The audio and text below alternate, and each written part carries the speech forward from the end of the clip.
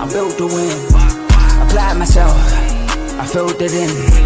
No time for the doubt, they counted me out, I'm getting it in. Yeah. No time for no loss, I'm paying the cost, I'm in it to win. Yeah. Refuse.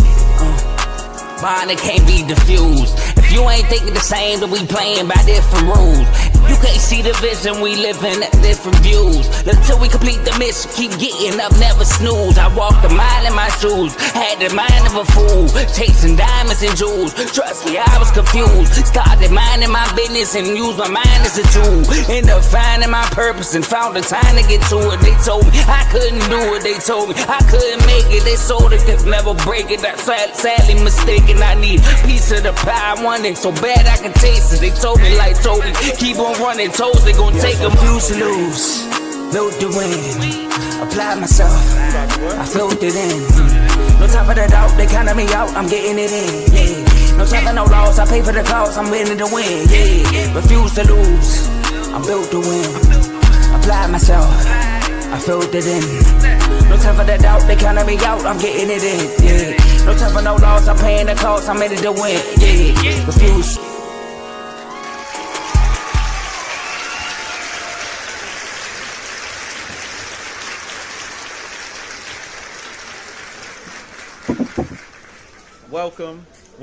Welcome back to another exciting episode of Unfazed featuring JJ and Ajae. We know it's been a little minute. You know, life throws things at you. You get a little busy. We get a little sick. Things happen. We human. You know what I mean? But we back today. I'm feeling good. I got to ask my co-host JJ, how you feeling today, man? I mean, this wasn't by design. This is a coincidence. Your boy ain't feeling like the Commanders. Feeling a little sick right now.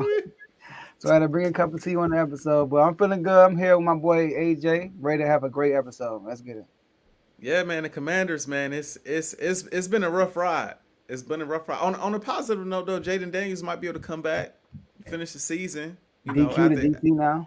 Yeah, I mean, you know, we'll see what happens. It's been tough sledding, man, but the future, I still think the future is bright for y'all. Even as I think the future is bright. It's just the immediate. It's just a little tough. You know what I mean? It'll be okay. It'll be okay. I mean, at least y'all not firing y'all head coach. At least y'all not doing that, man.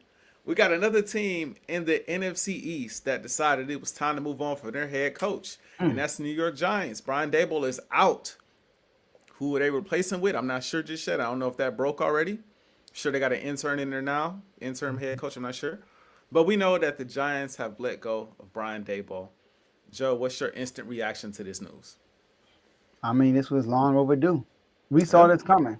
All right. This team been playing well, but they've been crumbling, Ajae. They've been crumbling. And when we see a team crumbling, we look at the coach. We look at the head coach and see like, yo, why are y'all crumbling? One thing we said about the Ravens, John Harbaugh, all these double-digit leads he keep giving up. We like, yo, it's the coach. We got to look at the coach. The last 4 games, the New York Giants have given up 75 points in the fourth quarter, Ajae. That's unacceptable. 75 points. They are 0-4 this year when having a 10-plus point lead on the road. 0-4. 0-4 this year when they have a lead by double digits on the road. And that Bears game was a collapse. I think that was the last straw for the organization. So you look at the Bears game, they were up 17-10 in the fourth quarter. Russell Wilson is in the game. Jackson Dart gets a concussion. It's first and goal, Ajae. 17-10. You a 2-win team. 2 wins, right? And you already had these fourth quarter meltdowns. It's first and goal. It ends up being 4th and goal on the 1-yard line. They settle for a field goal. Now, hindsight is I can complain about that. At the moment, you probably like, y'all got to get a dub, play it safe. But why play it safe when you're a 2-win team? You got nothing to lose at this point. You go for the killer, you go for the win. You got to the 1-yard line, so they kick a field goal. It's 20-10. Bears come down, score a touchdown. You get the ball. You go 3 and out, and then you punt the ball, and the punter shanks the punt. Like, that's part of the what? Caleb Williams had so many opportunities to get sacked, but they could not get him on the ground. He's scrambling, shaking all defenders and making plays. It was crazy. They come down and get a score, and then you get one first down, and then you don't get an opportunity to get a touchdown and put yourself in position to score. So it was the last moment. They're like, you know what? Let's get this man out of here. But the question I want to know is, why is the GM still there? It should have been a two-way package. The fact that he let Saquon Barkley walk away and go run for 2,000 yards and win a Super Bowl, it's ridiculous. And kept Daniel Jones and now Daniel Jones and Saquon Barkley 7-2. While you 2-7. How ironic is that right there? So the GM should be gone with Brian Daboll, and I think they did this because you know what? Hi, I think they did this because Jackson Dart is okay. We love you too. All right, appreciate you for tuning in. We do. Appreciate you for tuning in. Jackson Dart is hurt. I don't know how long he's gonna be out, but they probably like, you know what? Let's just get rid of it and start from scratch. So I'm okay with the firing, but it should have been a 2-package deal with the GM. I'm very indifferent on this. I'm very indifferent on the firing because I like Brian Daboll. I think Brian Daboll is a decent head coach. He's not too far removed from winning Coach of the Year. I just think that given the situation he was placed in, I think the Giants expected too much from him. They put him in the season in a situation in which you got to go out here and win right now. Like you got to go out here, not say win now as a Super Bowl, but you got to come out and show that you're an effective team. You got to probably expect him to be 500. Probably expect him to have close to a winning record, maybe a Mike Tomlin-esque season. But we saw coming into the season what their schedule looked like. I mean, I remember when me and Kev did the Eagles panel, we was like, man, we believe in the Giants defense. We believe in the defensive line. They got, neighbors and they got Russell Wilson. They got these pieces over here. All of that is cool. And they got a promising future potentially with Jackson Dart before we saw Jackson Dart inserted into the lineup. But look at their schedule. I mean, they play Philly. They play the Eagles. They play this team. They play that team. Like, they not going to do much. It's hard. I remember seeing a TikTok video that said it's hard to find a win. It's hard to find a win on their schedule. That's how stiff their schedule was this upcoming season. So coming into this season, it's clear expectations shouldn't have been high to begin with. Not to mention, you put Russell Wilson out there to start because you have to start Russ. You went out this offseason and got all these quarterbacks. You got Jackson Dart, you got Russ, and you got Winston. And it's like, well, we got to put Russ out there. We paid Russ. So we got to put the veteran out there to show what he could do. And he was horrible. But with the exception of one game. I can't put that all on Daboll. Guys running open, Russell Wilson not hitting guys. Russell Wilson running and escaping the pocket too early. Then there are times where the offensive line simply wasn't blocking for Russell Wilson. So it was a lot of different issues there that, in my opinion, didn't have much to do with Brian Daboll. Then you put Jackson Dart in there, and it's clear he coaching for his job. This is the one part that I put on Brian Daboll. You got Jackson Dart running like crazy. All of these QB runs, all of these QB design draws and runs. And I understand the fact that that is a big part of his game. Like, that's a part of what makes Jackson Dart Jackson Dart. I know when he played us, that's a part of the reason why we couldn't beat him. We couldn't get him on the ground. We get into him in the pocket, but we couldn't sack him. He taking off on design runs, taking off on Zach Bond, getting to the end zone. Like, that's a big part of his game, but you gotta coach him in the way that's safe. You gotta call those plays in key moments and in moments that obviously that you need him, but you can't call him 24/7. And I felt like he was calling them way too many times. They said this man has had 4 concussions this year, or been at least in protocol 4 different times this year. Crazy. And so I think that's probably the biggest reason why they letting him go, because it's like that's the future. We see what Jackson Dart can do. We see he's promising. He's got a ton of talent, and you putting him in harm's way every game, but he doing it because his job on the line, Joe. Mm-hmm. He doing this, like, I gotta do whatever it takes to win right now. Opposed to if he went into this season, if the Giants told Brian Daboll, hey, look, we know that and granted, everybody's competitive. Everybody think they have a good enough team. The GM just let go of Saquon and just saw what Saquon did right this past season. So the heat is on him. The heat is on the ownership. The fans want to see the team be better. But if they go into this season right and they say, you know what, we know we're in a rebuild in a way. We know we just drafted a young quarterback. We know Russell Wilson is not the future, right? We know this defense has promise, all these different things. We're going to give you this year to figure it out. I think the year goes differently. I don't think he runs his quarterback as much because he's wanting to protect the future. That's the guy. That's the guy I'm riding with. So I'm gonna protect him. We gonna drop some games, but this is gonna be a learning experience. We will be better next year. The schedule won't be as difficult. We will make some moves in the offseason and we will be better. But when you put his feet to the fire like you have, and you've basically just been like, look, if you don't win this year, meaning probably go 500, winning record, whatever the case may be, because we know they're not winning the Super Bowl. If you don't show promise this year, then you're fired. You put him in a bad situation with one of the hardest schedules in the league. So I just think I think he was dealt a bad hand, if I'm being honest. And I agree, if you let go of him, you got to let go of the GM, but we know that's not going to happen. I feel bad for him. I think he deserves another opportunity, but that's life in the NFL. I think it was a writing on the wall, though. I think this should have happened over the all season. Like, it's what I don't get. Look at what the Commanders did last year. They got rid of Ron Rivera. They got rid of Bruce Allen. They got rid of everybody that was here in the old regime. They got a new quarterback coming in, and we're going to build a whole new culture with a new coaching staff and everything. Who's going to be the next leader in this organization? The Giants did the same thing. Look at Cam Ward and the Titans. They kept their coach and ended up firing him in the middle of the season. Look at this. Look at the Drake May now. They did go get a new coach, but it was the wrong coach, and they got rid of him fast and got variable. And look at the coaching now; it changed completely. So that's what the Giants should have done. But instead, they wait. They let the QB play half the season, and then they mid-season fire their head coach. And then also, I get it. He runs QB draws and all that with Jackson Dart, but I'm not going to put that on him. It's on Jackson Dart also. He got to protect himself too. Yeah. He takes off and run a lot. So I'm not. I heard somebody. I think Ron Clark came out and said something about that. But part of his game is to do. You got to do that. I don't think he does it too much. It's Jackson Dart, bro. Jackson Dart, he takes off. He trusts his legs more than his arm right now, and he's young. That's normal. So, but I didn't know he was in concussion protocol for 4 times. You said that's some Tua-ish stuff, man. For real, that's detrimental to your life.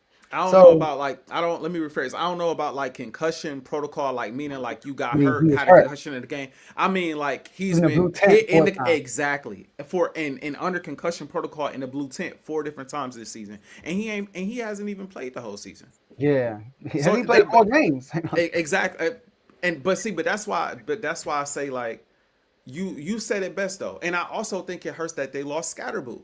Like I just think when you take everything into consideration, the fact that he's coaching for his job, so there's a lot of desperation there, right? Then you got a young quarterback who has shown some promise, right? But then he's getting hurt often, right? And then your running back who actually was having a really good season and kind of like an engine that drove the team along with Jackson Dart, he goes down with a season. Don't forget about Neighbors.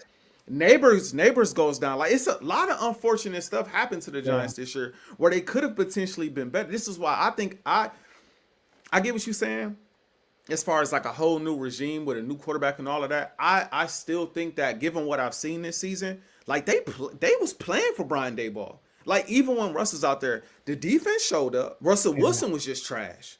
He was awful, but the defense showed up. They came to play every game. And then when Jackson Dart was out there, him and Jackson Dart had a great relationship. Him and Scatterboot had a great relationship. They played for Brian Daboll. They wanted Brian Daboll to keep his job. That was clear and apparent to me. At least keep on going back to that game, but at least in the Eagles game, like it was clear and apparent to me. They wanted Brian Daboll to keep his job. It just so happened that Scatterboot got hurt. You desperate. Jackson Dart is running a lot, and you're adding to his runs by calling a ton of design runs on top of that, right? And your schedule is extremely difficult. And like, yeah, they lost it. Everybody in their right mind knew, watching how the Bears had played this season, when Jackson Dart went down, the Bears coming back, they gonna win. As soon as he went down, I said, Bears about to win. Because Russ about to get out there, and it's gonna deflate everything. Again, I keep going back to this. Going back to the Eagles game, when Jackson Dart went out for a moment, again, I think those were one of those times where he was in concussion protocol. Russell Wilson came in there, quick 3 and out. I think it was a 3rd down pass. He had his tight end running a seam route wide open and dirted the ball. And the whole crowd just like, please let Jackson Dart be healthy. Please let him be healthy. They've yelling at the doctor. I mean, come on, bro. Like Russell Wilson deflated the team, and he did the same thing in the Bears game. He came in and it was deflating. Extremely. So it's hard for me to put this on Brian Daboll. It's hard for me to put outside of, and we disagree a little bit on the design runs. Because again, he's taken off. If he's taken off by himself running, I'm calling less of those, especially after you've been in protocol a few times. I'm calling less of those design runs if you're gonna take off and run when I don't even call it. I'm just and then we don't have Scatterboot. But again, it's easier for me to say because I'm not coaching for my job. If I'm coaching for my job, I'm emptying the clip. Yeah, I feel that. I gotta disagree with the. I don't think it got deflated in the Bears game because we came in the game. He threw a pass to Tracy on third down, and he got it down to the goal line. And then on third down again, Russell Wilson ran it and got pushed to the 1 yard line. And then Brian Daboll was just conservative and then kicked the field goal. And what about the 30-point quarter they gave up to the Broncos? That was you know what I mean? Like, bro, they gave up that was big crazy. leads. That was so crazy. Like. I get it. Brian Daboll was a bit of a rapport with his squad, but the writing was on the wall when the season started. He was fighting for his job already. So if you got somebody, you never should have a head coach fighting for his job with a rookie quarterback. It makes no sense. That's true. Because you have plans for him to start over again with another. It is stupid to me. Especially after what we just did. It's either you fire him from the jump, or with the rookie quarterback you give him some leeway. It's like one you of the just two. like you said. Yeah. It's one of the two. So I just think the meltdown was the last straw for him, and I was waiting for the last straw yesterday because, 10-7, AJ. I don't know what's going on, but we're going to talk about the NFC. The NFC is loaded. Well, I'm not going to say it's loaded. Some teams are rising and some teams are falling. Mm-hmm. All right. And two teams that play next week, both of them risen to the occasion last week. They both got dubs last week. And we're going to ask this question to the guy who's holding number one seed in the NFC right now. If the playoffs started today, it will be going through the link. So AJ, who's the best team in the NFC? Y'all lucky I can't put my background up. My background been acting funny. You know what I mean? Y'all lucky I can't have it because I like to have a link in the background while I'm talking about the Eagles. Joe, the best team in the NFC is the Philadelphia Eagles.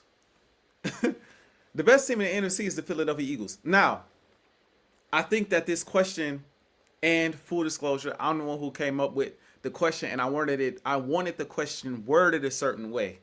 Who is the best team in the NFC? Not who looks the best, because that's a whole nother conversation. You could say the Rams look the best.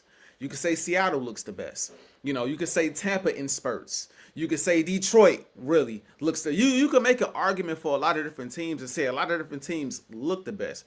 But if you had to put your money on one team, you putting your money, or you should put your money on Philadelphia. Now, I get it. Yesterday, I had a long day of work.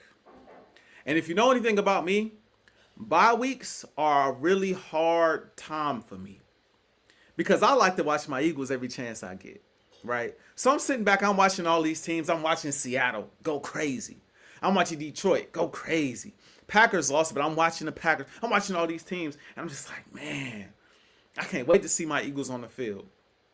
I can't wait to see the Eagles on the field. Because the last time I saw the Eagles, they was putting BTA to the Giants. Last time I saw the Eagles outside of that game was in person, the Vikings game. Jalen Hurts, perfect passer rating, 19 of 23, 300-something yards. Ajae went for 150. Devontae went for 180. Like, it's just, last few times I've seen my team on the field, we look special. So going into the game yesterday after a long day of work, I'm expecting us, fresh off of a bye, to continue to look special and build off of it. And I'm not going to lie, we didn't look that way. And it was extremely frustrating. I feel like our coaching staff, mainly our offensive coordinator, is extremely conservative. I don't know why. You have Jalen Hurts, who has been cooking this year.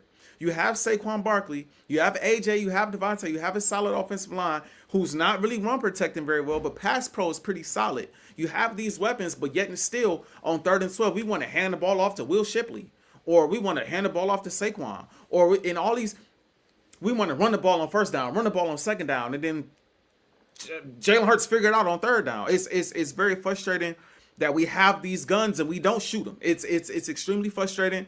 I've said my things about AJ Brown. Last night I was completely on his side. 2 receptions, 13 yards. He was only targeted once the whole second half.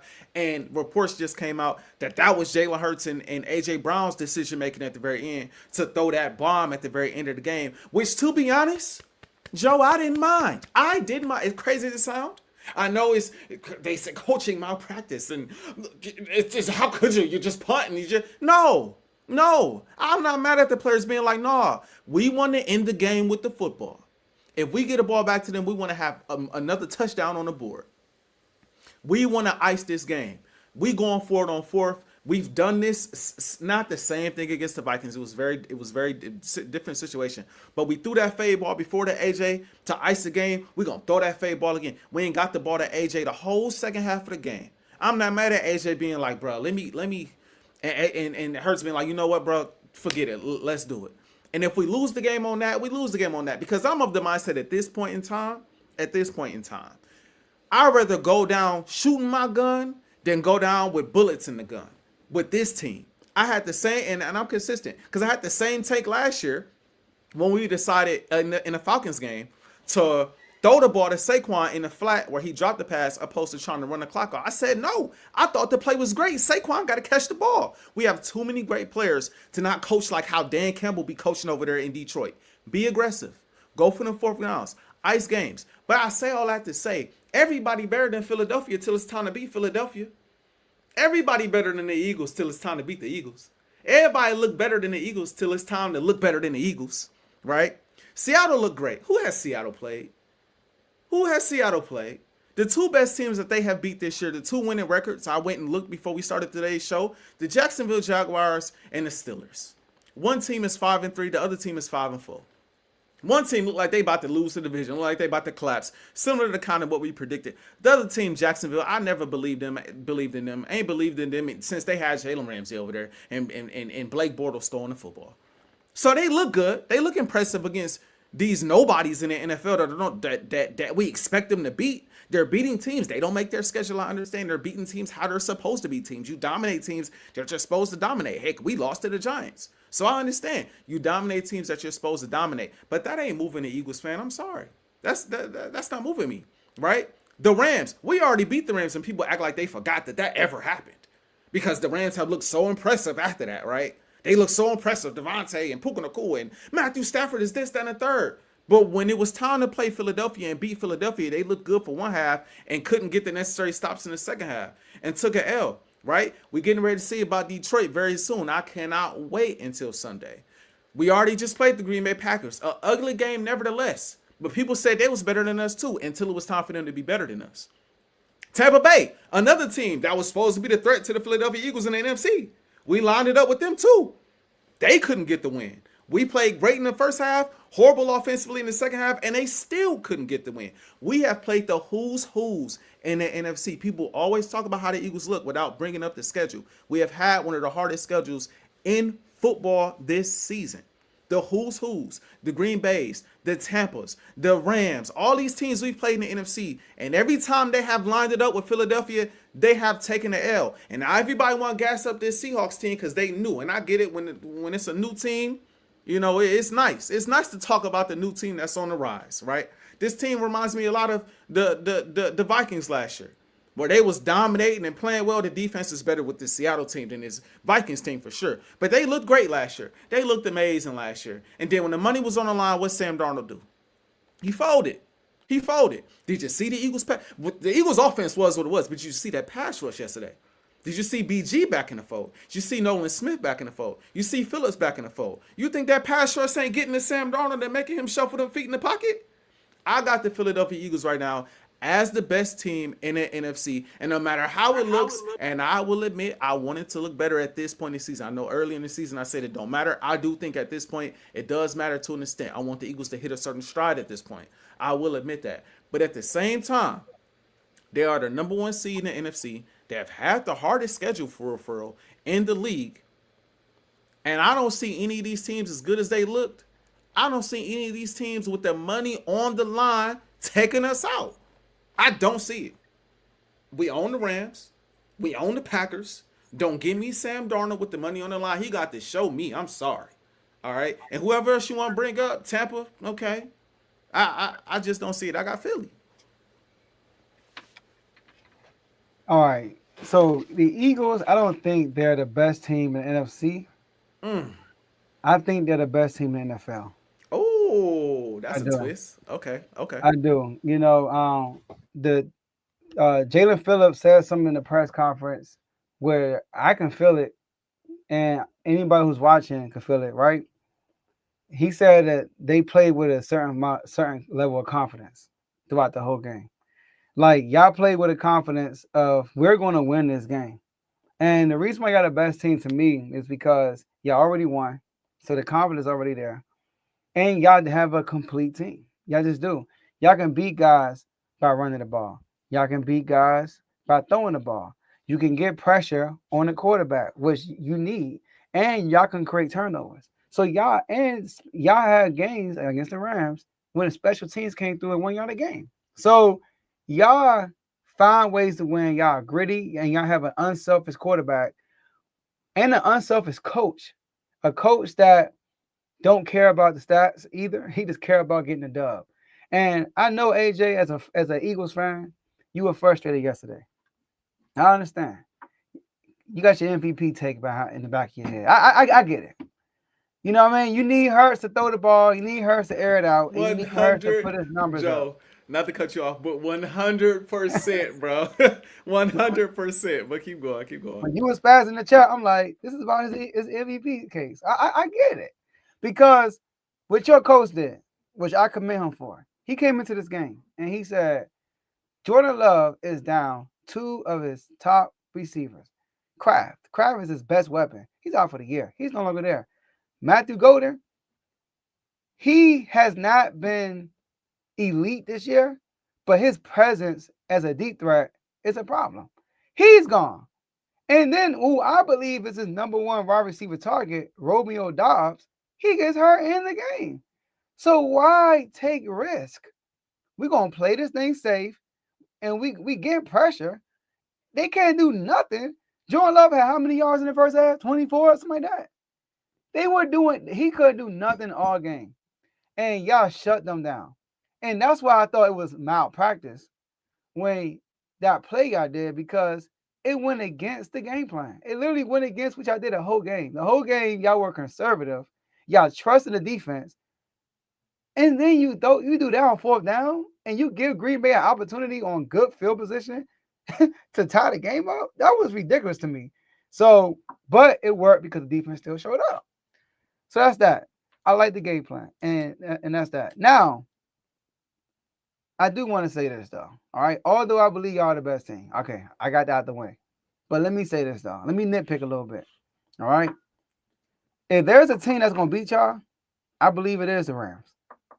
All right. Now you can always go back to the past. Like, oh, we beat them last year in the playoffs. Oh, Saquon gave them 200 in the regular season.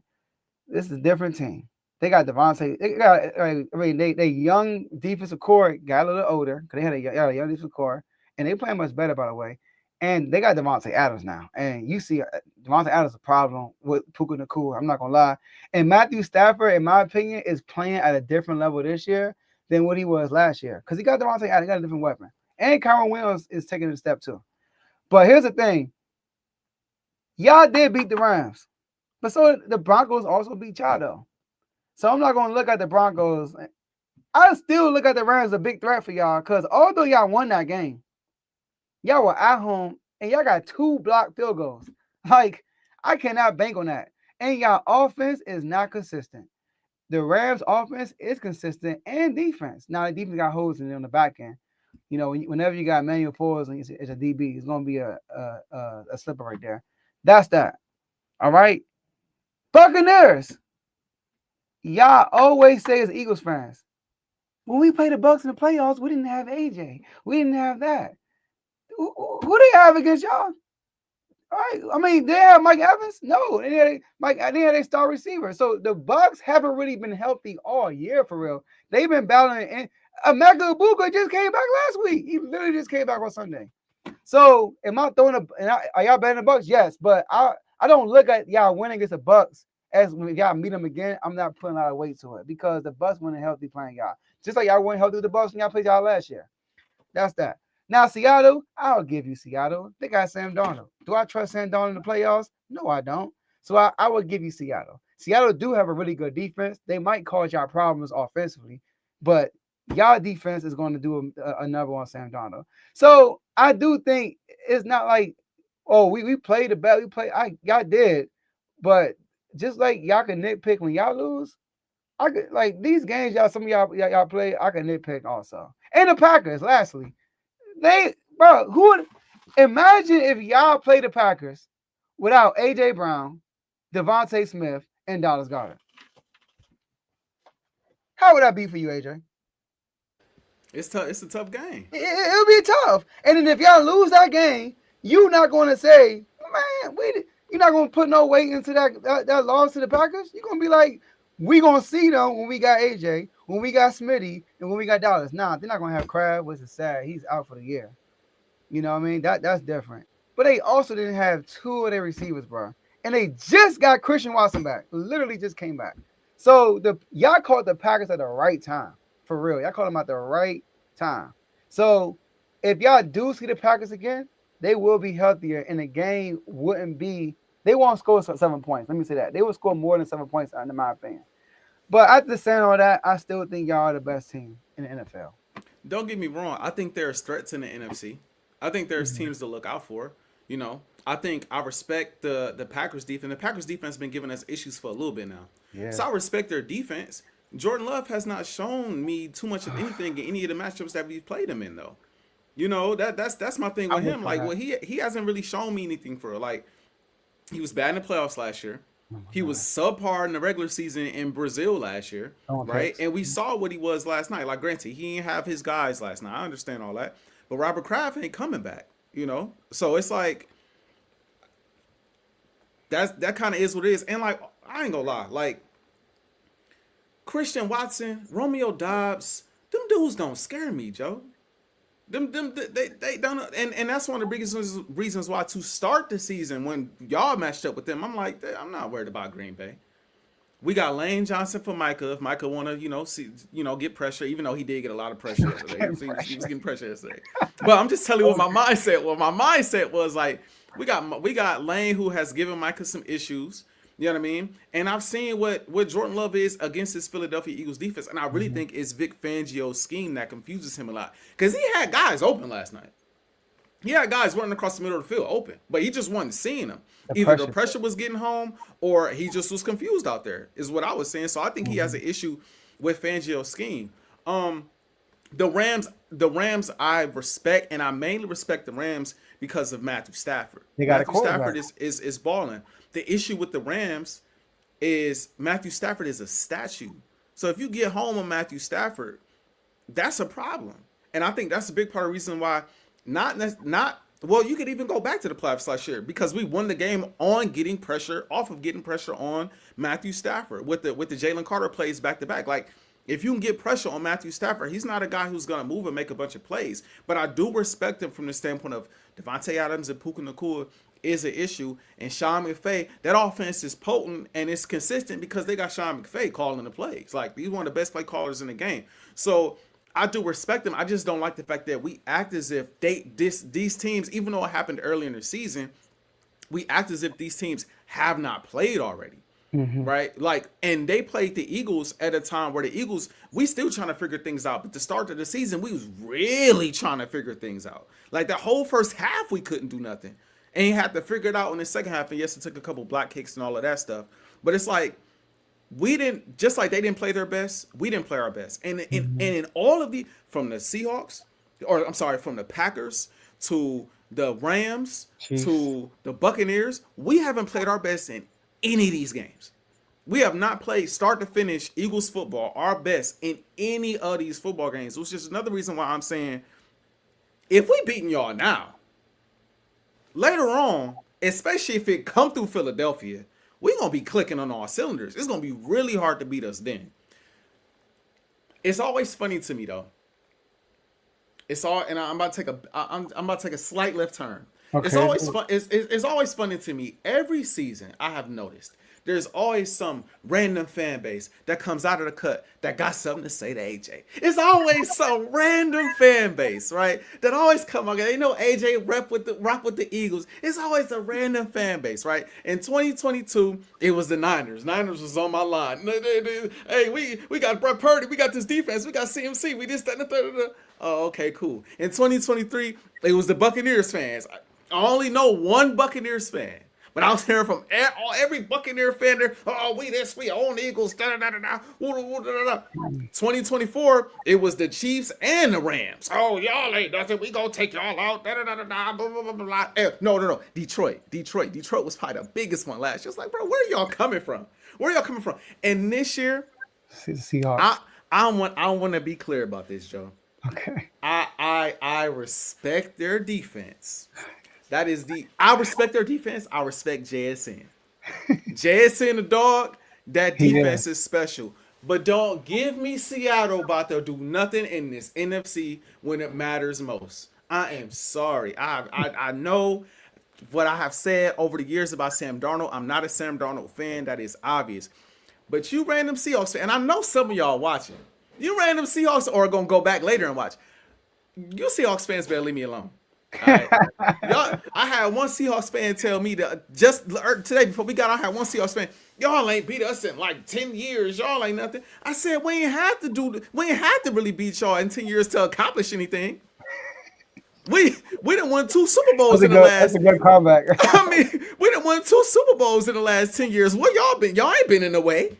So we may have dropped 1 or 2 to y'all here and there, but what difference has it made? We ain't had to see y'all.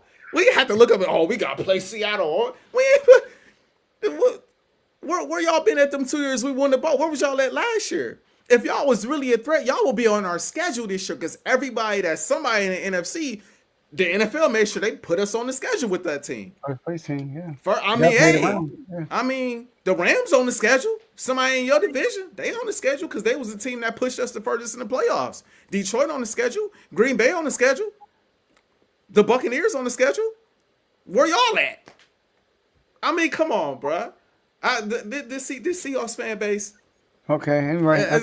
It's funny to me. It's funny to me, man. Y'all, like I told him, like I told the guy I was going back and forth with earlier before we quickly move on. I don't think y'all gonna win y'all division.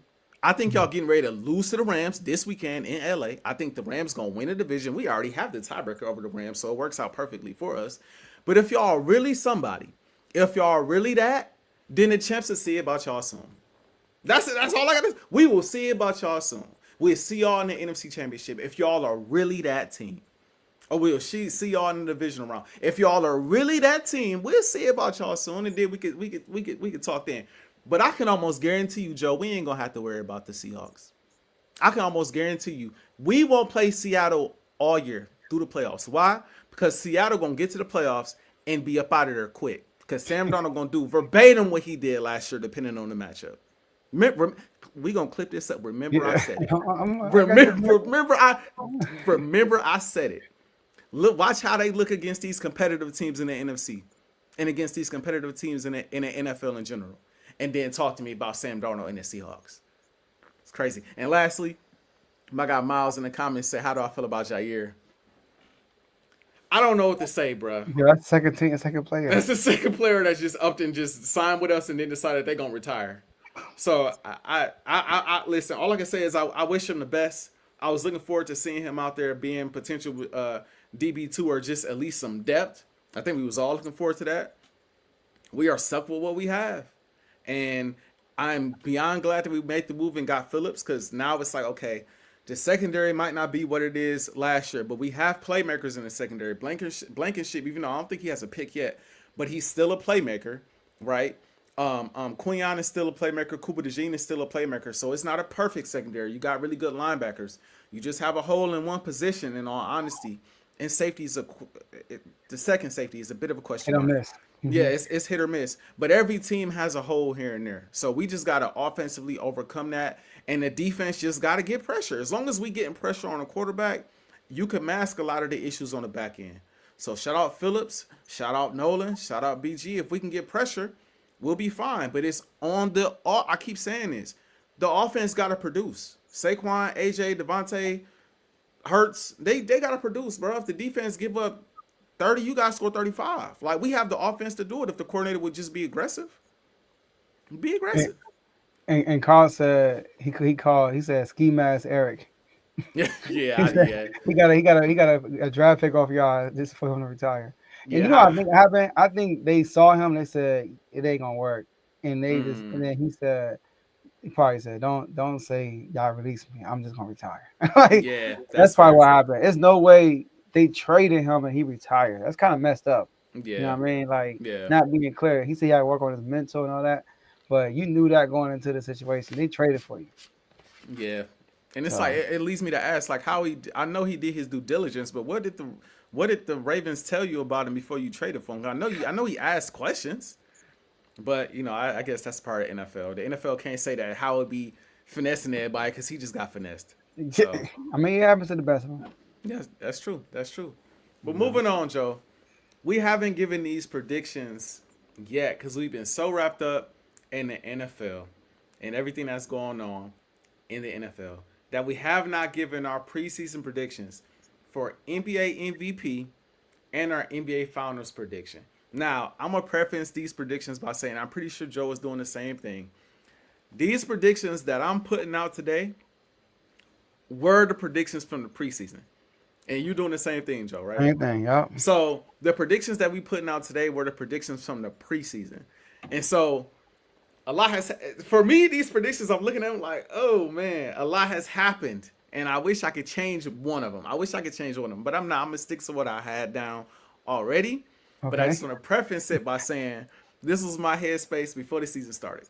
I think we're going to agree with one thing, though. Go ahead. Probably. We might. We just might. Let's do MVP and then let's do the finals. Yes, sir. I'm about to say, without further ado, man, who is your NBA MVP this season? Before the season tipped off. Before the season even tipped off, my MVP is Luka Doncic. And the reason, and then Luka is like an every year MVP picker, and he just never wins, right?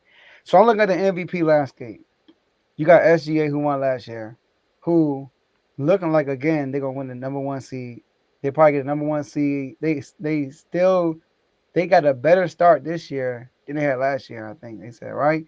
So SGA is still putting up points every night, but he slightly won last year. AJ leading the league in scoring while having the best record, almost kind of threatening Golden State Warriors 73-9 record, and he won by a hair over Jokic. So for him to win back-to-back MVPs, it's going to be tough. He will have to do something more than he did last year, which I don't see happening. The next person you see is Jokic, because Jokic's going to put up the triple-double numbers. But Luka is always a threat to Jokic because he can put up the Jokic numbers with points. So Luka led the league in scoring 2 years ago while averaging 9-9.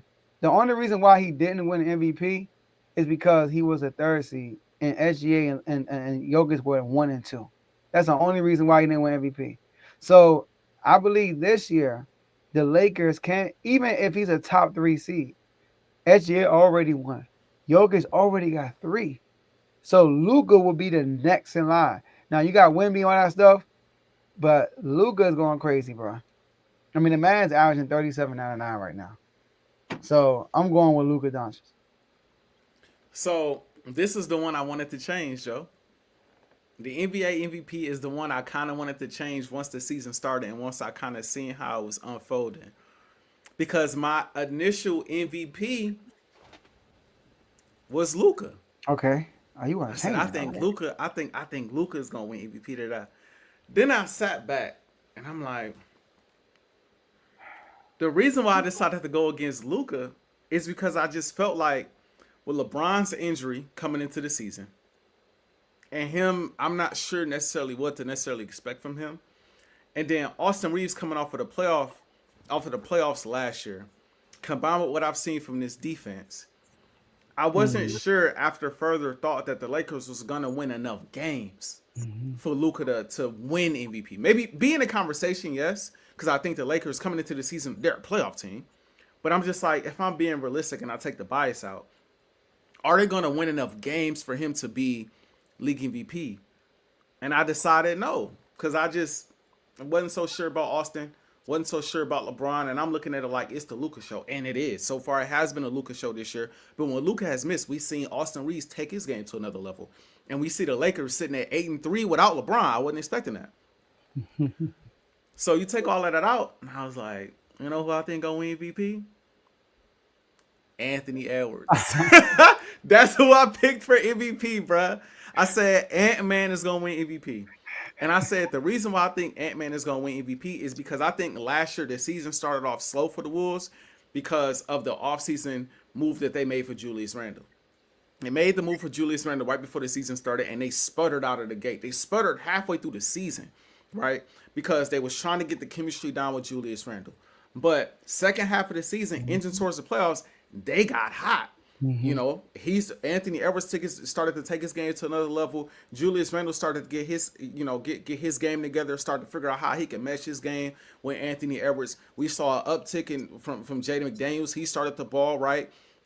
We saw the Timberwolves get back to the conference finals yet again, a place that I didn't think they was going to get, going through the Lakers. And so I looked at the Timberwolves this offseason. I said, well, they still got Jaden. They doubled down on getting on Julius Randle, right?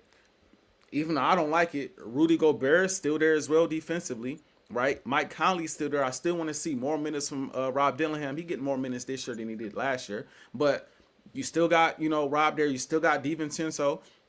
And Anthony Edwards this offseason been saying what I wanted him to do, which is come off the ball a little bit and work on his mid-range game, work on his post game, work on his turnaround fade game. And if he could do that, he could take his game to another level. So you have the chemistry and the cohesiveness of the team coming together for now a full year.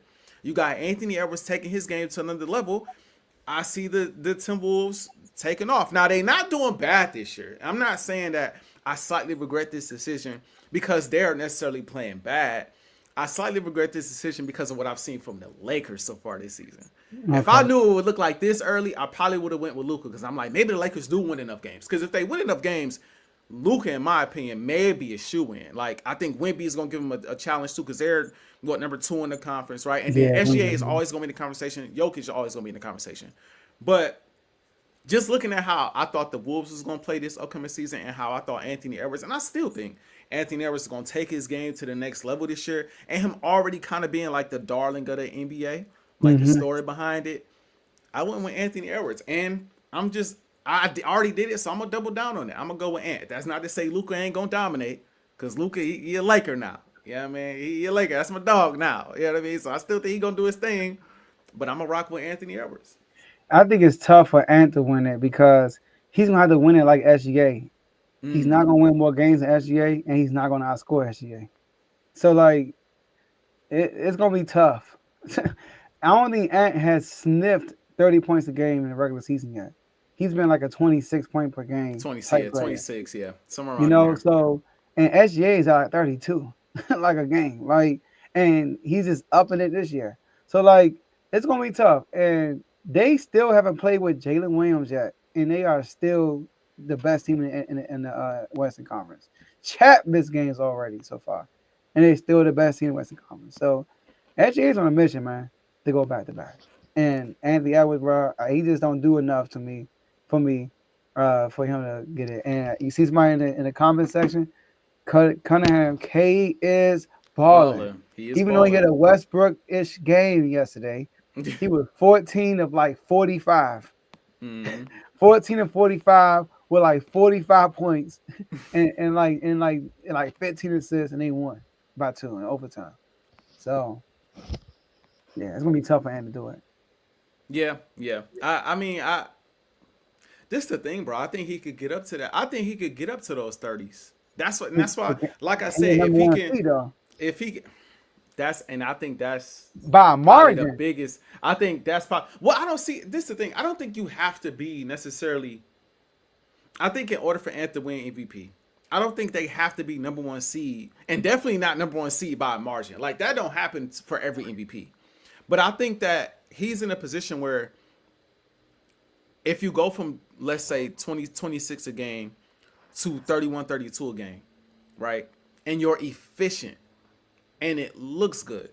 And in those head-to-head, the head-to-head matchups mean a lot. Down the stretch, man. Down the stretch, you win those head-to-head matchups against SGA. You win those head-to-head matchups against Jokic. You win those head-to-head matchups against Wemby. Then we'll be having different conversations. That's kind of how I see it. That's gonna be And tough, I do bro. think that the Timberwolves are a better team going into this season. I felt like the Timberwolves are a better team. We're a better team, just off of the strength that now you got a full year to mesh it together, opposed to just last year was the first year. Well, let's just say you have a full year under your belt now with the same roster to make it work.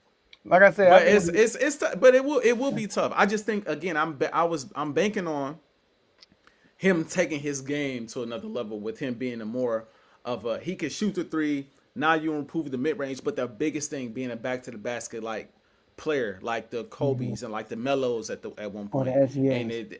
And similar to SGA. Like if he could add that to his game, I think that gets him to 30. And he even said this all season. I don't think he flat out said he's gunning for MVP, but somehow I forgot how it was worded, but he was like, "Yeah, I know in order to win MVP, you gotta score a lot of points and win a lot of games." Like, I know his mind's there. Like, I want to go get it, and I know Ant the type of player. I'm gonna go chuck. I'm gonna go chuck. You know what I mean? So it's like I just like what? Threes. Yeah, that's what I'm saying. So I'm like, what? A little bit of NBA fatigue might set in. They might be like, we just gave it to SGA won every award last year. Jokic got a bunch of them already. Let's find something new. That happens, bro. It does. That happens. Let's find something new. The new thing might be Luka. It might be Wemby, right? Or it could be Anthony Edwards if they finish the top 3 seed and he averaging 30 plus a game. I mean, he gonna have to average. I just think he got to do more than that. Like what gonna help Ant is going for a defensive player of the year also. That can help him. If he goes for a defensive player of the year along with scoring title, along with trying to get the 1 seed, then he can win it. But it's hard for me to picture a NBA this year that he's going to score more than SGA and get more wins now. It's hard for me to. It's going to be tough. It's going to be tough. He tried to do the SGA way and he barely got it. Last year. That is real. A lot of people think Jokic got robbed to this day. Do you think the Lakers going to finish higher than OKC? I don't, but I think. But Luka you think he's going to average more points? Numbers. Okay. And he can lead the league in scoring. I got you. When Luka was healthy, he wasn't fully. He didn't qualify last year, I don't think. When he was fully healthy 2 years ago, he beat out SGA in scoring title. I got you. He averaged 33 a game. That makes sense. That makes sense. But who you? The NBA Finals, though, man. You want me to go first in the finals, or you want to go first in the finals? I mean, it don't matter. I'm ready. So, I can go. Oh, you can go. Yeah, you go ahead. Yeah, go ahead. I'll push it to you. Go ahead. All right, my NBA Finals pick. This was before the season. The season. Matter of fact, I picked my Western Conference Finals winner last year. OKC. I said OKC will be the first team to go back to back since KD and the Warriors. First team to go back to back since then. All right. So I got OKC going back to back. I just think that the SGA said it perfectly for real. Because my thing is the way they won last year, they won 7 games. They got over the because remember, you said it, AJ, they were that young team that I had to see them win against I had to see them overcome something. I'm not ready to pick them. That playoff run, they overcame something. Because there's no way they should have won 7 games with Indiana. But they did. And SGA came out and said that Lakers would win this Luka revenge season. that would be dope. But SJ said, I don't like how I played in this playoff run. I think my regular season was better than my playoff run. I don't like how we won the championship. He came out and said that. And how they starting the season off, it shows that. They are hungry right now. And they still young. In my Eastern Conference Finals winner, and AJ, the Eastern Conference, AJ, is wide open. We talked about this.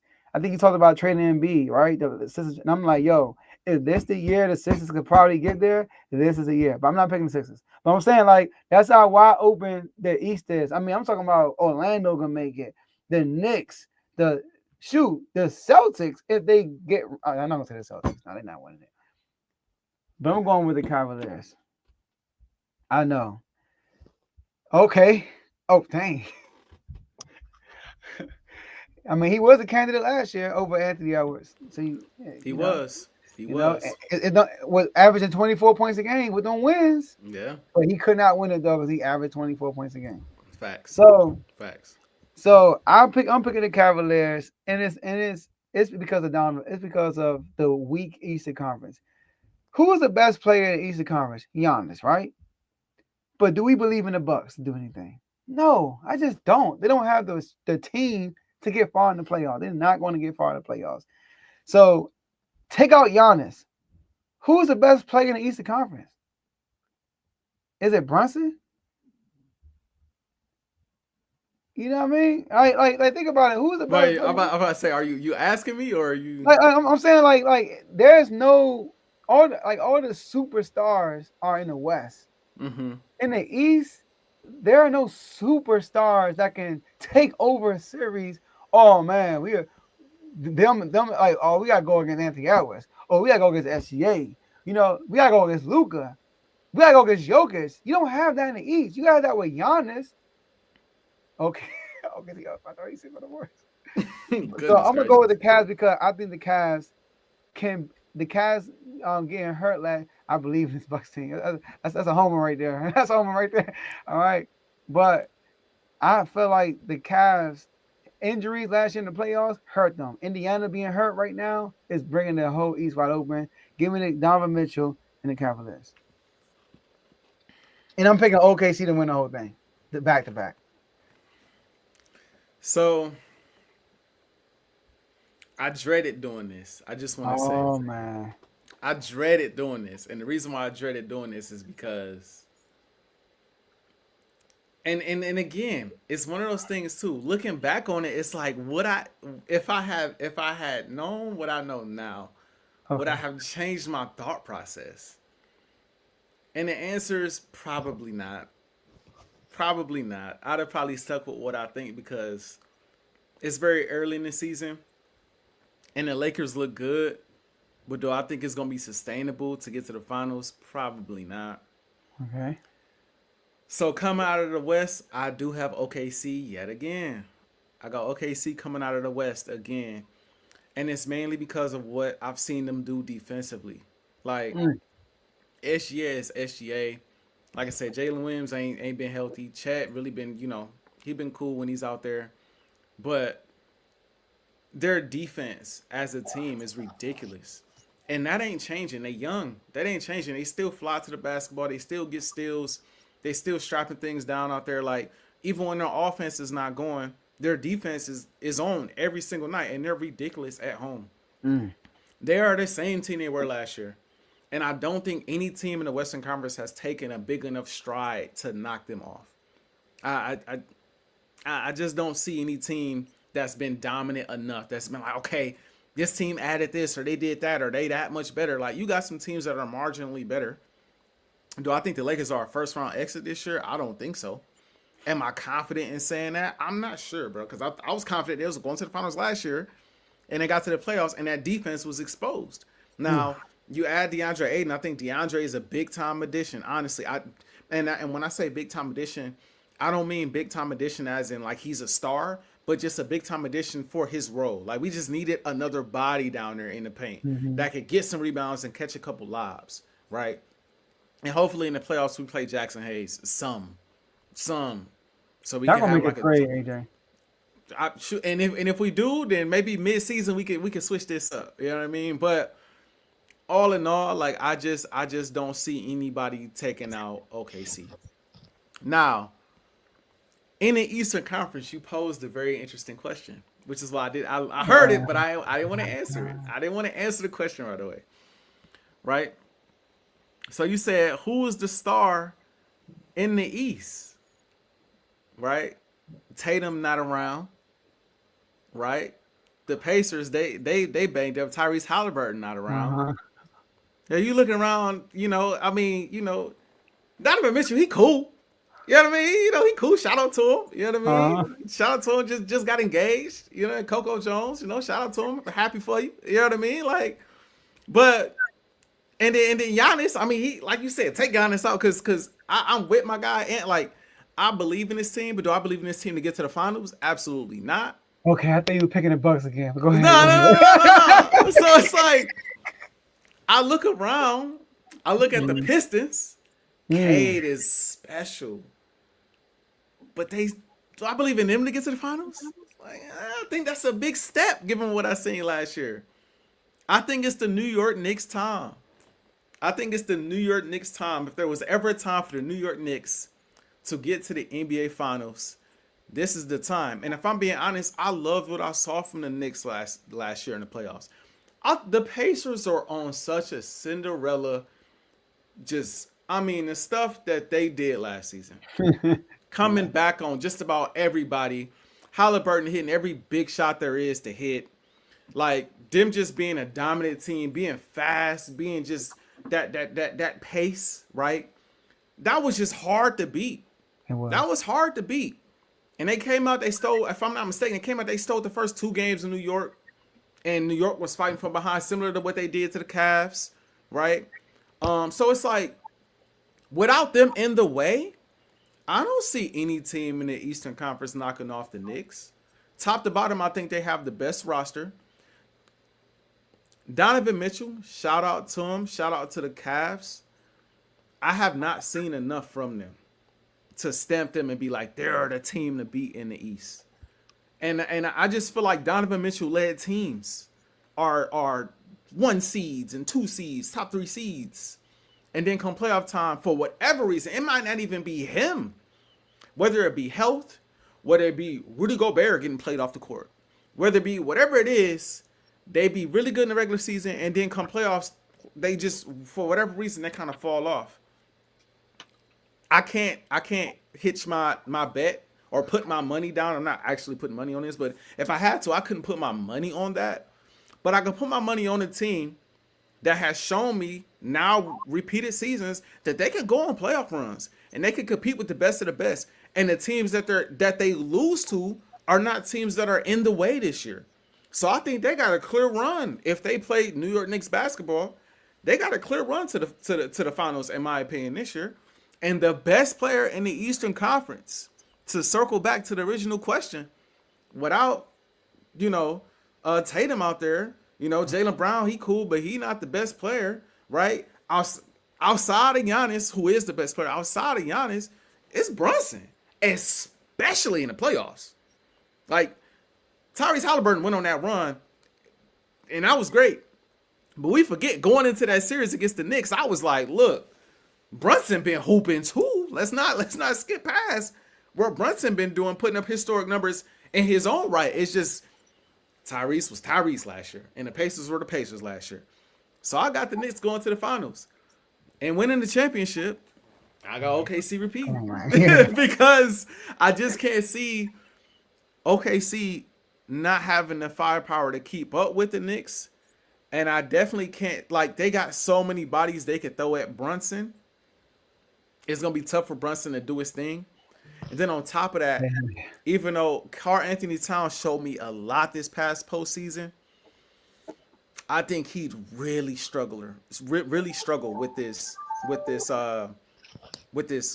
OKC team. Like, I think I think it would be similar, not the same, but I think it would be similar to what we saw Julius Randle against that same team. I think it would be similar, like the way, because both of them like to put the ball on the ground, and that's it. Like, as soon as these bigs put the ball on the ground against OKC, they swarm, and he can be just as frantic as Julius Randle was frantic with the basketball after that. What helps him is his ability to just spot up and shoot, or face up and shoot, or turn around fade, or three. That'll help. But the moment the ball touches the ground, it's going the other way. And I can see that being an issue for like the first 2 games of the series before he realizes I can't dribble against these guys. and it just be too late at that point. So I just can't see anybody beating OKC. So I got OKC. All right. So look, I do want to say though, if Luka keep at this pace, you know what I mean, and Bron can come back and be cool, and the defense get marginally better, They could be the biggest threat come postseason time to OKC, maybe. But Denver even too, man. Lucas, I like how Denver Denver too. team played up.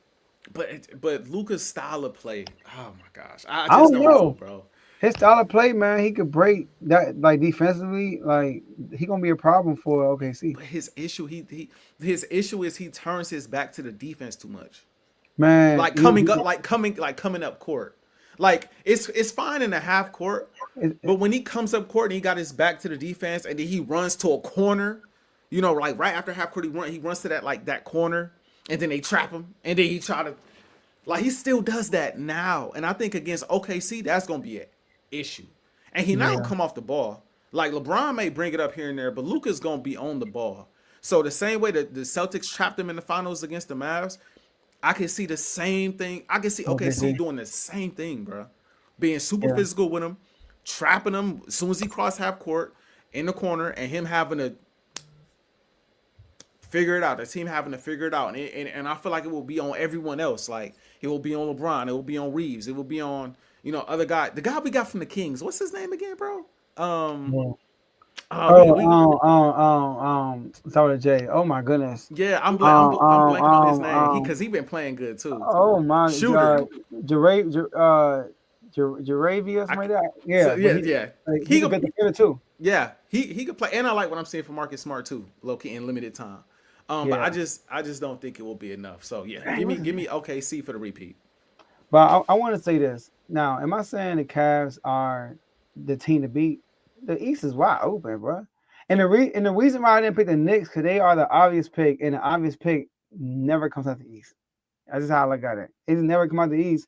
And you talking about Jalen Brunson, Jack LaRavia. That's what it is. I knew it was Ravia. Jake LaRavia. Yeah, that was a good acquisition for. I was mad that we lost him to y'all. But what I will say is this.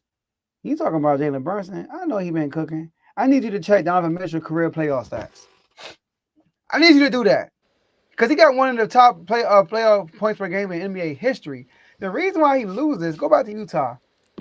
Utah, number 1 seed? Who are they? Second best player who? Jordan Clarkson? I think their second best player was Rudy, bro. I think it may have been Rudy, bro. Man. Like they just lose to better teams. This is how it happens. You know what I mean? And then what happened? Last year, they went against Indiana. Evan Mobley and Garland got hurt. Both of them got hurt. You know what I mean? They blew Miami out the water. They beat them like 30 plus every game and swept them. It was crazy. So I'm taking the Cavs over the Knicks, in my opinion. I think the Cavs could beat the Knicks because the Cavs are a much better defensive team than the Knicks. They can score. And like I said, I don't know. Like I said earlier, I don't know if it's about Donovan Mitchell or if it's about like, I hate to sound like Stephen A. when he be talking about the Cowboys, bro, but it just feel like what can go wrong will go wrong with those teams, bro. No. It just whether it's like injuries being a part of it, and I'm not trying to say they're gonna get hurt, but I'm just saying like they have been a team, like his teams have been good enough to make runs over the years, and for whatever reason, it just has not happened, bro. But name one team opposed to the Knicks. You thought would win. You said what? Name one team he was on that you felt like they got a chance to win a championship. The Cavs, but they got hurt. But you just said it yourself. The Pacers went on a historic run. That's true, but they beat the team that you just picked too. They beat the Knicks, and they were fully healthy. That's true, but I'm just saying the Knicks got to the conference finals though, and I understand they matched up with them earlier, so that hurts. They matched up with them earlier in the postseason, but I'm just saying like overall over the years, bro, like even with Utah, I expected the way they was playing in the regular season, you expected them to make a run.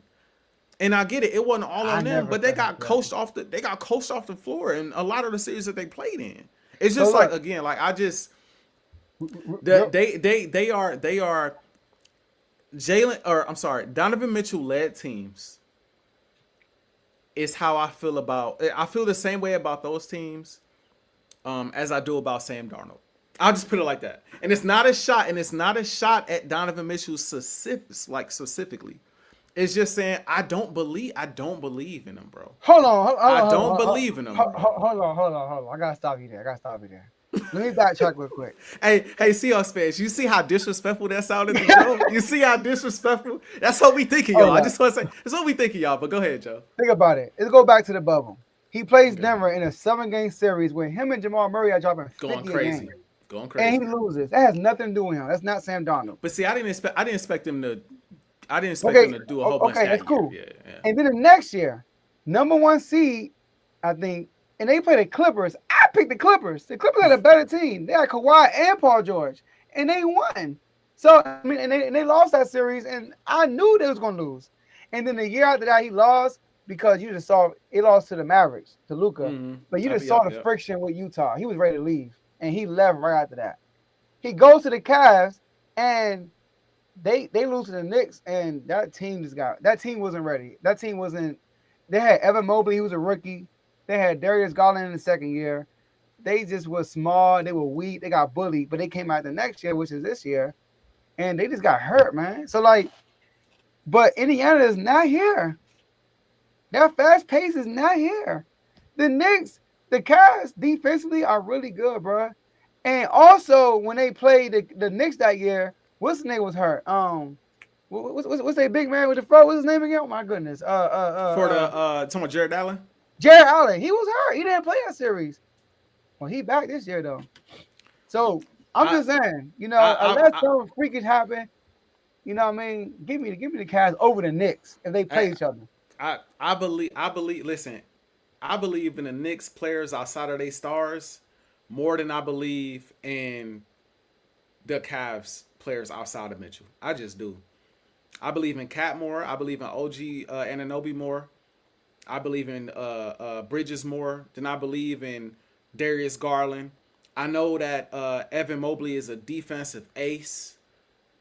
They match up well with the Knicks. They got pieces, bro. But I think any given night, especially in the postseason, Brunson can match whatever you get from Donovan Mitchell. Hold up, who Brunson gonna guard? You said what? I just thought about this. Who Brunson gonna guard them on his own? Cause who Brunson gonna guard? I mean, Brunson. You can make the argument Brunson a defensive liability against anybody. That ain't stopped them though from making no runs. That's true. So I mean, that could be accounted for. And again, Donovan Mitchell ain't no ace defensively either. Against Boston, he better than Brunson. Against Boston, you could throw him on Derek White because Derek White is not gonna ISO you. But with the Cavs, don't put him on Darius Garland. Darius Garland's weak point is he's too small, but against them, it actually works out pretty cool. And then Donovan Mitchell, no. Hunter at small forward, no. And definitely have a Mobley too bad. But listen, man, I hope this matchup happens. Give me the Cavs. Cavs in 6. I guess we'll see, man. I gotta see more from guys like Darius Garland and like them. I gotta see it, bro. And you know what's funny? See it. You know what's funny? Mike Brown, former defensive coordinator for the Golden State Warriors. Kenny Atkins, former offensive coordinator for the Warriors. Both Warrior coaches. And Kenny Atkins is a good coach too. Yeah. So I'm telling you, man, they got hurt last year. That hurt them a lot. And they ran into Indiana. But Kenny Atkins is better than Quinn Snyder. That's true. But you know, Mike Brown ain't too shabby either. He not perfect. I like Mike Brown. You know. You know what I mean? You looking for your foxes? I'm looking for my jersey, like the beans. I feel that. I love Mike Brown. When they signed Mike Brown, bro, I feel like that was a great. He does exactly the opposite of what Tib does. He uses his guys. Like, he's gonna get Brunson rest and have him fresh in the fourth quarter. But if need be, Brunson, you're gonna play the whole game. Like, he knows how to coach, bro, and he will get on your line. And he preaches defense too, by the way. Yeah. So, but I do. Speaking of defense, there was a guy who was playing defense when he made his trade. I know we gotta make the pick'ems, but Nico, no. So this is a Tom Lord thing. But the Mavericks fired Nico, man. You know, your quick thoughts on it. I mean, your team was involved with the trade. It would happen in the middle of the night, and he said only time will tell if I'm right or wrong. And apparently he was wrong because he got fired. Yeah, man. I'll make it quick so we can get to the pick'ems. I just the problem wasn't the fact, in my opinion, that you traded Luka. The problem was you didn't trade him at the right time, and you didn't give any other team an opportunity to weigh in and to give you assets back. Anthony Davis is a great player. I know. Anthony Davis is injury prone. Anthony Davis, he's since he's been traded, he's had the ability to appear in 44 games. He's missed 30 of the 44 games he's had the ability to appear in. 30. Like, he is injury prone, right? And so you sold the fan base on, we're making this move to win right now. But the problem is the piece you got back that's supposed to be a defensive ace, which he is, has not been healthy. Even when he has been healthy, he has not been great. He only putting up like 20 and 10 right now, which is kind of average for AD because we know the type of numbers he was putting up in LA when healthy. It also doesn't help that Kyrie Irving is not back, has not been back for a while. He tore his ACL and is still recovering, right? Like, you haven't had the full arsenal of pieces that you thought you would have post trade, right? And then you thinking, wait, we got the number 1 pick. We got Cooper Flag. Cooper Flag gonna come in and save the day, and he going through his rookie growing pains. I still think Cooper Flag is gonna be great in the league. He got a bright future, but he's starting out a little slow, which is should have been expected. And so when you have all of that going on, and then you have Luka in LA lighting it up, the Lakers the top 4 seed in the West, top 3 seed in the West, and y'all, I think the last seed or second to last seed in the West. What can you say? Even if the organization wanted to wait it out a little bit more just to see, let's see how it looks when we get healthy, the fan base demanded more. The fan base demanded more, bro. They are at your games, and I think more fan bases should be like I think the Cowboys fan base should get like the Mavs fan base. Like, they are in the stands with Luka jerseys on, and they are chanting "Fire Nico" during the close game the other night at the free throw line. The Mavs trying to ice the game, trying to win the game, and they chanting "Fire Nico." They don't even want the Mavs to win because they're like, we don't care nothing about this. We want Nico out of here. Like, I saw a report. I thought one of the analysts was saying it was legit. I think it was Brian Winters was saying it's affecting the way the team is playing. They don't have home court advantage. Like, that's how upset the fan base is. Like, they practically boycotting. They're at the game, but they boycotting at the game.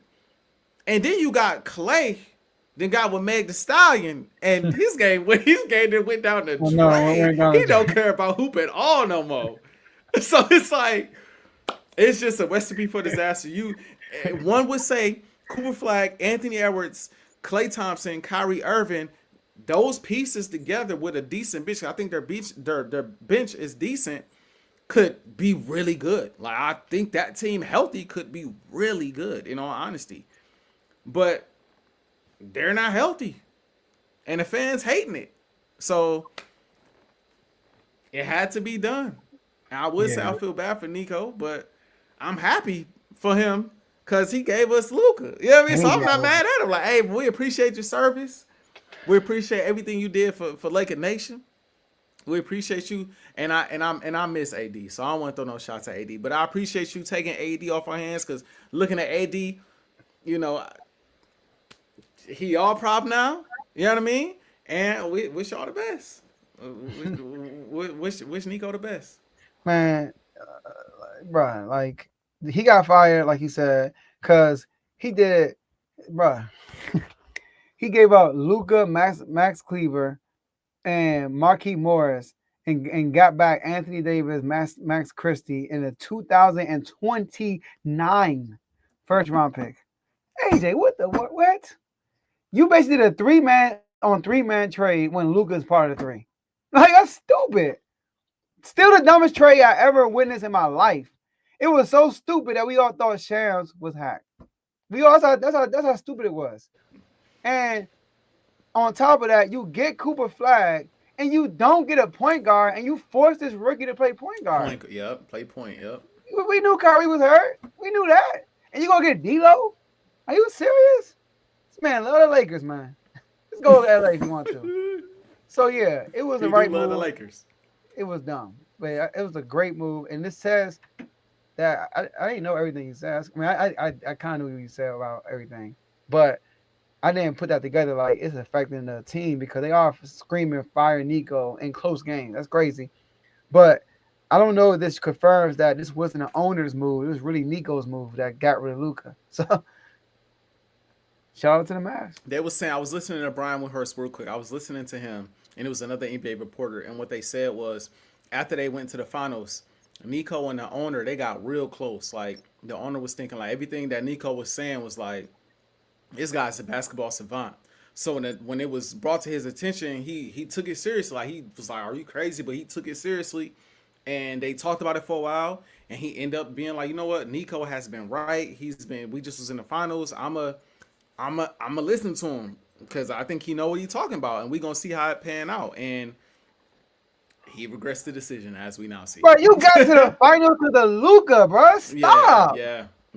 I mean, I get Kyrie did his thing, but you had Luka Doncic, man. Luka is literally probably the best player in the NBA. Like, what you doing? Ain't young. No man, motivated, looking crazy right now. Man, balling in LA. I take it. Wait. Anyway, let's go to this pickup, man. Bro, that's the stupid trade. I don't use stupid a lot. That was stupid. You go ahead. You got it. You got the. Yeah, I'm pulling it up right now. All right, cool. Let's run through this. All right. Week 11. Oh yeah, so people. Did you? I'm about to say yeah. I'm about to say I know you got to put it on the screen. Even I mean, ain't looking too good either. But yeah, 3-11, bro. And the week before, I think I went 5-9 or like 4-10. You went 5-9. Right when I was gaining ground, bro. And let people know I was watching. These are not like win-loss pick'ems. We are going against. We are picking the spread. Yes. And because last year we just did that pick'ems and we were records were a lot better. And Joe still won. He still beat me. But AJ was like we both were like way above 500. We both were at least like 70% win percentage or higher. Yeah. But this year it's been tough. I'm not gonna lie. The spreads are extremely difficult. If y'all don't believe us, try to do it, and you will see. You will see. All right, let's get it. All right, I got it up. We got the New York Jets at the New England Patriots. Oh, hold on. Oh, my bad. I'm on yours. Okay, I'm sorry. Because it said you too early. I'm like, what are you talking about? All right, here we go. I'm ready. All right, ready? All right. Yeah, Thursday night we got the Jets at the Patriots. The Patriots are favored 11.5. Give me the Patriots. Ooh. I know it's a lot, but the Patriots at home. It's a short week. I'll take the Patriots too. Defensively, they're really good. Next, we got the Commanders at. Oh, well, we got the Commanders at the Dolphins. The Dolphins are favored at home. It's in Spain. -2.5. Oh, okay. That's right. Sorry. The Dolphins are favored at home -2.5. Come on, man. You gotta go. Don't do it. I gotta go with the Pride. +2.5. That DQ is at DC. We'll see.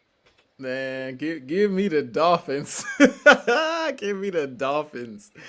What I've seen from the Commanders, man, it's just been tough sledding, man. It's been tough sledding. Is Terry coming back at any point? He's not playing next week. I know that for sure. Oh man, yeah. Give me the Dolphins. Next we got the Panthers at the Falcons. The Falcons are favored at home -3.5. I'm gonna take the Panthers here. Me too. Another noon game. We got the Buccaneers at this. I want to say too before we get too deep into this. This is a big. Let me make sure because we was talking about this earlier. Yes, this is a big week in the NFC. This week is going to determine a lot when it comes to NFC seeding, and we're gonna get to some more of the NFC matchups. But these are huge games this week. We got the Tampa Bay Buccaneers at the Buffalo Bills. The Bills are favored at home -5.5. Give me Tampa Bay. And let us know who y'all got in the comment section too. Mm-hmm. Give me Tampa Bay too. The Bills have not been playing good, and their defense. Woof. Yeah. Next, we got the Houston Texans at the Tennessee Titans. The Texans are favored on the road, 7.5. Texas got the number one defense in yards allowed, I think, or points per game. One of the two. Number one, bro. And they got Davis Mills, and I don't trust him, but he did just put up 30 on the Jaguars. So I'm gonna go with it. I'm gonna go with Tennessee. I'm gonna go with the Texans. I'm gonna rock with Tennessee. I know Tennessee is awful, but 7.5. That's a nice size spread, bro. It is on the road too. Yeah, I'm gonna stick with my gut. I'm going to Texans. Next, big NFC matchup. We got the Bears at the Minnesota Vikings. The Vikings are favored at home, -3.5. I'm going with the Vikings. I think that defense gonna confuse Caleb. I'm going with the Vikings too. Then we have the Packers at the New York Giants. The Packers are favored in this matchup on the road, -7.5. Is Jackson Dart playing? I don't think so. And I also want to say, you are lucky Jackson Dart didn't finish that game, because Jackson Dart was my starting fantasy quarterback, and he was hooping. He was hooping, bro, and then he got hurt. Oh yeah, I did get you a fantasy. Yeah, man. Shout out to AJ Brown. Yeah, and AJ and the Eagles offense didn't help me much. I know, right? You was up going into that game too. I was. But give me. I don't think Dart is gonna play, so give me the Packers. I think they due for a win now. Give me the Giants. They got rid of their ball, new energy, and Jordan Love is gonna be trash on the road against his defense probably against his pressure. That's true, but if they got Russ back there. Yeah, go on. Give me them against that defense. I'm gonna hope Dart plays. Give me the Packers. Dart's questionable. He might play. Oh, if Dart plays, that changes things for me. But I'm gonna stick with the Packers. The Packers. Next we got the Bengals at the Steelers. It's a big game in that division too. It's a big game, bro. The Ravens creeping. Yeah, they right there. Forget creeping. They right there. The Steelers are favored in this matchup, -4.5. I'm gonna go with the Bengals, +4.5. It's gonna be a close game. Yeah, I'm gonna go with the Bengals as well. Actually, I'm gonna go with the Bengals as well. We got the Chargers at the Jacksonville Jaguars. The Chargers are favored in this matchup, -2.5. Give me the Jaguars. Ooh, you going Chargers? I'm gonna go Chargers. I'm gonna go Jaguars +2.5. Bounce back after that bad loss last week. Charles Hunter out for the year, man. Season ending. Yeah, that's tough.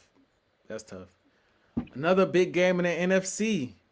We got the Seahawks at. I can't wait to see the Eagles and Lions spread. I ain't seen it yet. This is gonna be a shocker for me. But Seahawks at Rams. The Rams are favored in this matchup, -2.5, and give me the Rams. Me too. Give me the Rams. Yeah. Last time Sam Darnold seen that defensive front, it ain't look too good. Just want to point that out. True. We got the 49ers at the Arizona Cardinals. The 49ers are favored in this matchup, -2.5. I'm gonna also go with the Niners in favor of that 2.5 spread. Me too. Ravens at Browns. The Ravens are favored in this matchup, -7.5. Last time they were favored 12.5, and I went with them, and they got it. Give me the Ravens. I'm gonna go with the Ravens too. All right. We got the Chiefs. Ooh, it's a big game too. Yeah, bruh. We got the Chiefs. It's a big week in NFL. We got the Chiefs at the Denver Broncos. The Chiefs are favored on the road, -3.5. Give me the Chiefs. I said the Broncos was gonna win the division. Give me the Broncos. Give me the Chiefs. Cover the 3.5. That's gonna be crazy. But give me the Broncos to cover. Just give me we're doing that obviously. But give me the Broncos to cover the 3.5. Yeah. Whether they win or not, we'll see. But give me the Broncos. Okay. I see the spread. We got the Detroit Lions at the Philadelphia Eagles. Okay. Detroit Lions at the Philadelphia Eagles. The Eagles are favored at home, -1.5, 1.5. And I haven't brought up the percentages for either of these other ones, but 65% of people expect the Lions to cover that spread in favor of Detroit. Obviously, I'm going with Philly. Let's see what you do though. This don't sound Detroit is favored because y'all at home. Y'all only 1.5. Yeah, that's right. So it really is Detroit. Give me Okay. more Detroit. I think Detroit gonna win this game. I think Ooh, y'all in still up this Philly? game. No, coming Yeah, I to do. I can't wait. Coming to Philly, get it. We gonna see. I I've do been, think I think they're gonna win. I've been itching for this matchup too, bro. They have been too I've though. wanted Detroit for the longest. So I wish we Detroit still won. had Detroit some of the won y'all points from too, last year. and they Yeah, gonna be aggressive. that which I love because they're gonna make us play aggressive. Yeah, y'all gonna have to play aggressive. Like Yeah, they gonna be aggressive, and Dan Cameron calling the plays too. By the way, that I love it. you I know love it. I told Cav Sirianni would never. No, I said Sirianni should never, and he agreed. Man, at this point, I almost rather have him calling plays. I know he gonna be uber aggressive. Last matchup of the week, we got the Dallas Cowboys at the Las Vegas Raiders. The Cowboys are favored in this matchup on the road, -3.5. Geno has been awful. But the Cowboys are on the road, bro, and they are not good on the road. That's true. They have been good at all this season on the road. I don't know, man. But they got a new addition of Quentin Williams, and Raiders' offensive line is trash. I'm gonna go with Dallas. I'm gonna go with Yeah, Dallas. I'm going with Dallas too. I'm gonna go with Dallas. This Monday I'm gonna night, give them the benefit didn't of they the doubt. play well It's a 2 Monday. weeks ago? Yeah, they did. They keep the Cowboys on prime time. They gonna do that. Dang. As bad as they are, All right, let's get it. All right, it's man. entertaining to watch them lose. That's what it is. You know, it's Dallas. All right. Yeah, man. So my last words, I would say, hold on. Going to need more than 10 points to beat the Lions. Oh, it's a Hey, Detroit don't worry. fan. Don't worry. We'll get it. Don't worry. Hey, are you a Detroit fan? If you are, be here next Tuesday in the Yeah. comment section. Win, lose, or draw. But because he mentioned the Pistons and stuff too, so I think he is a Detroit fan. But shout out to the whole output. May not need as many points as you think because the Lions a different team against contenders on the road. From what I've seen this year, they don't play the same on the road against good teams. Just saying, go check that schedule. Go look at that history of the Detroit Lions recently. You're right. Lost to the Chiefs, lost to the Packers. Right. They smashed the Bucks though. They did. They did. They got the. Was the Bucks at home though? I think they were though. Okay. I live in Detroit. Oh, you say you live in Detroit. That makes sense. Well, y'all about to come to Philly, so we gonna see. We gonna see about y'all. We gonna see. I can't wait. Pull up next Tuesday, Kenny. Pull up next Tuesday. Mm-hmm. All right. My last word. Shout out to the whole R2L Refuse to Lose Network and family. Shout out to everybody on AJ's channel. Timeout for timeout. Shout out to everybody in the comment section. We appreciate y'all. All the newcomers that put their 2 cents in, especially on the NBA topics. We appreciate y'all and all that stuff. Shout out to Kenny, being the last one here right now. And Commanders, man, listen, season not over, man. It's not over. We 3-7. Keep hope alive. JD5 can still come back. Dan Quinn's calling the defense. I know we got we got the most injuries in the NFL. The most. We got more than the 49ers. It's crazy. So this will be a good story. Even if we get to the playoffs, I will be satisfied for real with how the season went. We just get to the playoffs with all these injuries. Because you never know what happens once you get in the dance. But in the Kings, y'all play the Nuggets right now on NBC. I'm going to tune in, and we'll see what happens. And shout out to my boy, AJ. My last words, man. Shout out to everybody who watched the show today. Appreciate all the new viewers. Yeah, man. Appreciate all y'all watching on my channel, Timeout or Full Timeout on the R2L channel. We appreciate y'all. A part of my last words. Detroit on the road. They lost to the Packers. They beat the Ravens early in the season when the Ravens defense wasn't really that. They beat the Bengals. They lost to the Chiefs. The Bucks game was at home, but they did beat the Bucks. Oh, okay. At home. They beat the Commanders. That's their road games. So they ain't really done nothing on the road. Sorry, Joe. I had to put that out there. They ain't really done nothing on the road from what I've seen. I just want to point that out. I'm going to say the NBA for another time. This is about the NFL in my last words. This week, mark my words, this week will determine the number 1 seed in the NFC. And I'm telling y'all, like I told y'all last year, if the Eagles end up with the number 1 seed, I don't care if it's ugly, I don't care if it's sexy, we're going right back to the Super Bowl. So y'all better hope and pray that the Lions knock us off this week. Y'all better hope and pray that the Rams don't beat Seattle and somehow, some way, Seattle ends up with a better record than the Philadelphia Eagles. Because if it comes through Philly again, Good luck coming out of the NFC. I feel like Seattle's going to lose. I feel like we're going to beat Detroit. So, like usual, I'm feeling unfazed, Joe. Unfazed.